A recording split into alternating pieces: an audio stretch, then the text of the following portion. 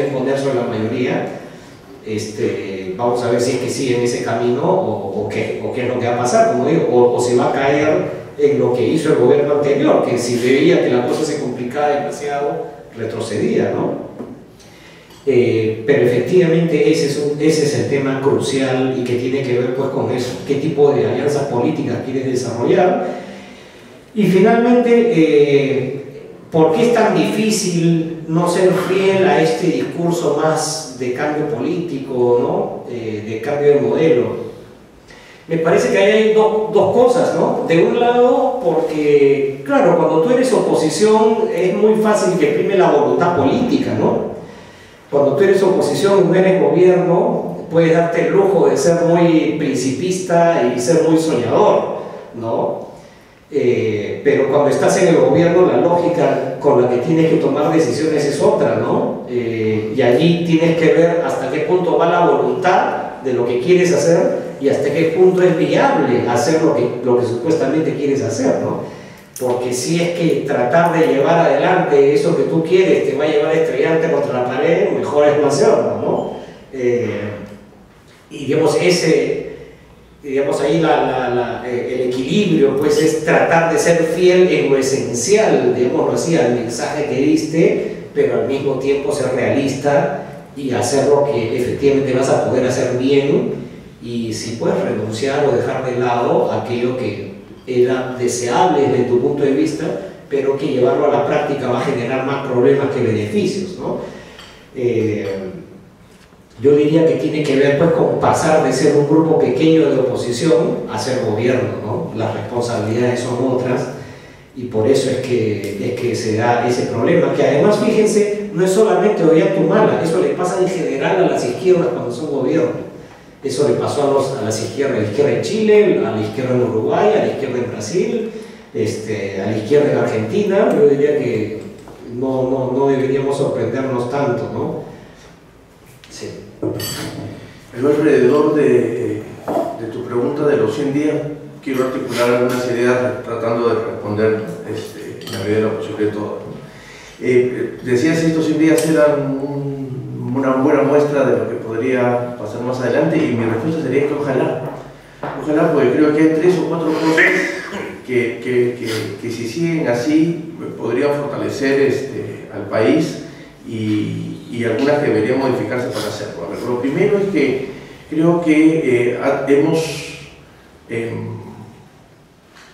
estamos asistiendo a una manera de hacer una gestión distinta, es decir, en términos de estar lo suficientemente comunicando lo suficiente, pero sin sobreexponer lo que se tiene que hacer. Entonces hay un balance entre la información que se ofrece y la reserva del caso y la mesura para algunos otros temas.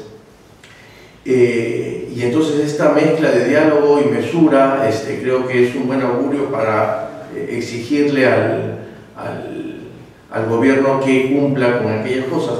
Yo no recordaba, hacía mucho tiempo, Martín de repente tiene mejor información, hace cuánto tiempo el que aparecía más con esta idea de esta mezcla político-técnica era el premier antes que el presidente, ¿no es cierto? Que ha sido, digamos, la voz cantante para el presidente, aparece solo en algunos momentos. Y hay algunos símbolos interesantes, hablando de algunos símbolos que nos preguntabas.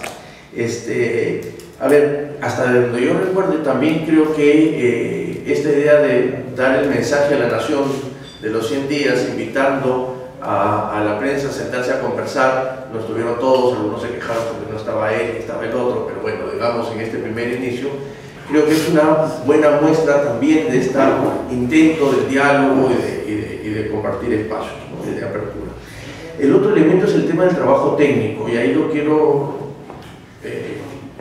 entrelazar con el tema de programas sociales y vaso de leche. Una de las primeras cosas que dijo la ministra Trivelli era que se necesitaba conocer de mejor manera quiénes eran estas poblaciones excluidas en el país.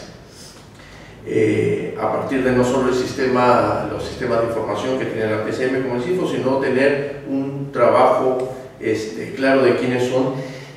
para darte cuenta no solo qué pasa con el vaso de leche, sino con otros programas sociales también, con puntos y con las filtraciones que pueden tener los programas sociales en general. Pero creo que el hecho de partir de una evidencia para tomar una decisión lo mejor, lo más informada posible, ya es un buen indicador desde mi punto de vista que las cosas pueden ir por un camino más claro. Y hubo la idea de juntar alrededor del MIDI y los programas sociales con la idea de ordenar esto que estaba en un ministerio, pero que además tiene en algunos programas la naturaleza de dirigirse o a personas, o a familias, o a espacios, hace que puedan más o menos buscar un orden y entonces volverse una oportunidad. Y entonces creo que el vaso de leche debería ser una oportunidad para mirar, porque efectivamente es responsabilidad directa de los gobiernos locales, ¿no es cierto? Es más, fue el programa emblemático en algún momento de las municipalidades. Y creo que las coordinaciones interniveles de gobierno, desde el gobierno nacional hasta los gobiernos subnacionales, ya sean regionales y locales, deberían ser una buena,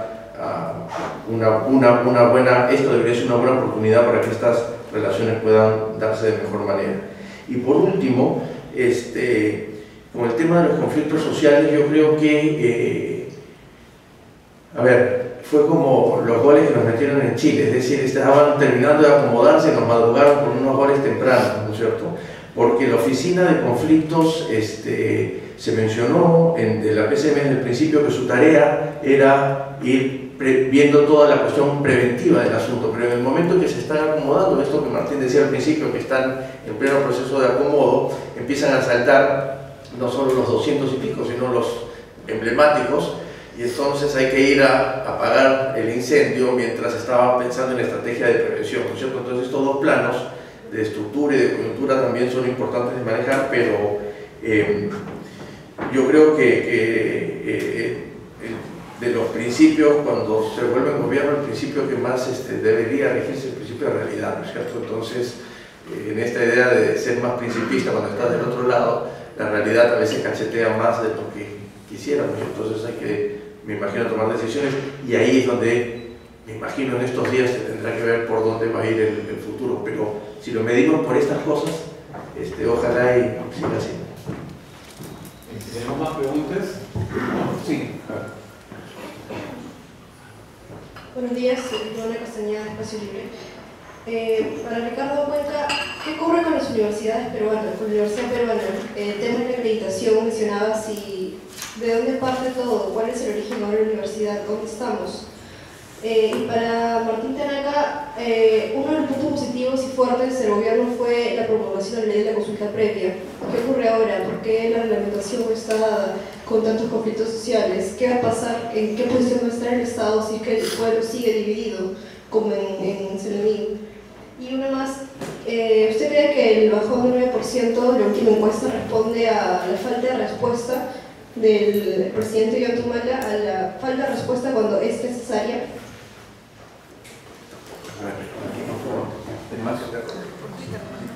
Pero vamos a juntar nuevamente las preguntas para poder responder. Buenos días, mi nombre es Paco Pulido de Santa Cruz, Televisión y Educación de la Infancia.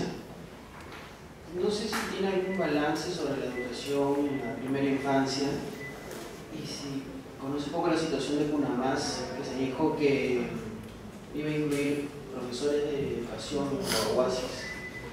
No sé si podría comentar sobre eso.